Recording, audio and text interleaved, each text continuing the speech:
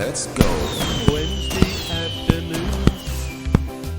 Team more like he wants, new players perhaps, and moulding the style of play. Because in fact they brought him in, the owners, because they wanted his style of play. Now the reality is the team, which have got very good players, so far haven't adapted that well to that style of play.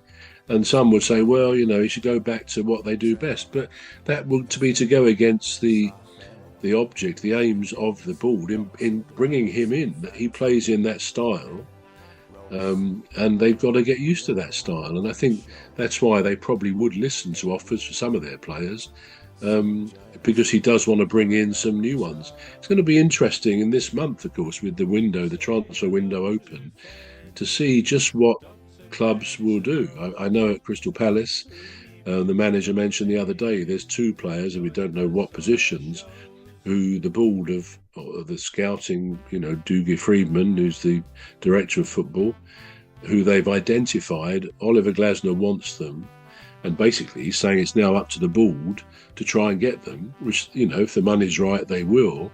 And also the other thing, that Palace sometimes have had a reputation for leaving their transfer window transfers to the last day, even the last half day. And of course, I suppose some teams do that because they reckon they could get a better deal, leave it right late, and a club selling will say, okay, we'll sell them to you for that. But of course that can backfire, and it often does. So a lot of us fans tend to think, and I think Glasner's the same, the manager, that he would like these deals done early in this window, so that the managers have then got a chance to work with these players to blood them into the system they're going to be playing in. So it's going to be interesting to see, generally, not just at Palace, but around the league, the Premier League, what players move, and what clubs, bigger clubs particularly, who they might buy to bolster their teams at this stage. So that's going to be quite an interesting one to watch, isn't it? Yeah, it's going to be interesting. I can't wait for the January window to open. I just want to see. Well, it's open. It's open. Oh, is it open? Yeah. Now? All right. Yeah. Open on the 1st of January or the 31st of December at midnight. Of course, yeah. I just want to see who's moving and who's not. I was reading something about Dani Olmo of Barcelona and something about registration, and it was just some complication about that. But anyway, now we've only got 3 minutes, but I was just thinking about, because in that same article that you're talking about, where he said, they'll accept offers for any players, Amorim did say. He did. I noticed that he did actually say, but not for two players. Now I can't remember who the other one is, but I think Amad Diallo was one of them. So two players. Yeah. Is not they're not ready to sell, except for two players anyway. Now, just quickly, there's something that Lisandro Martínez of Manchester United.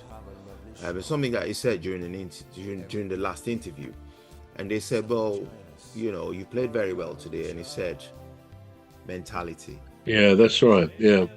It's all about, just like you said, if you go winning momentum, you can build on that confidence from the winning momentum. And you have a losing momentum, it can also drain you of the confidence, because he noticed there was a difference in the style of play and then the result as well.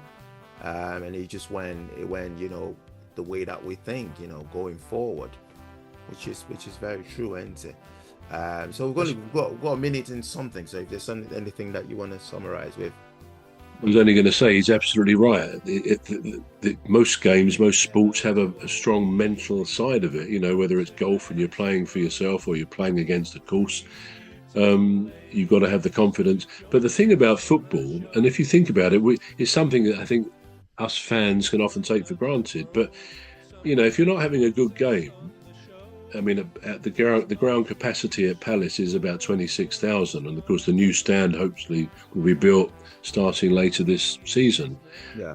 But even 26,000, full place, full stadium, or Newcastle, Tottenham, 60,000.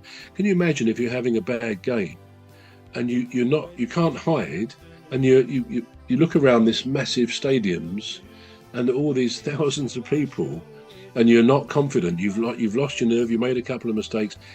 I'm not being an apologist for the footballers, but it's a tough job being a footballer anyway. Physically, it's a very physically tough job, but the confidence is vital because you are being watched. Your every move is watched by the television cameras, by all these people in the ground, and if you make mistakes, you'll get a groan going around in the crowd and so on. So all credit to footballers really, because they earn fabulous money in the Premier League, and good luck to them. But it's a tough old game. It's a tough old game. It is. Yeah, so this is all we've got time for today. I've been Emmy Hikins, and you've been watching this is all we've got time for today. I'm Emmy Hikins, and he calls me bruv. And I'm Trevor Gear, and I call him Cuz. Yeah, so it's a goodbye from me. Goodbye from me. Yeah, join us again. Soft family and the ladies, Dr. Gladys and Phantom and Rose. We all have a lovely show every weekday, so join us for a lovely show. Say hello to Phantom.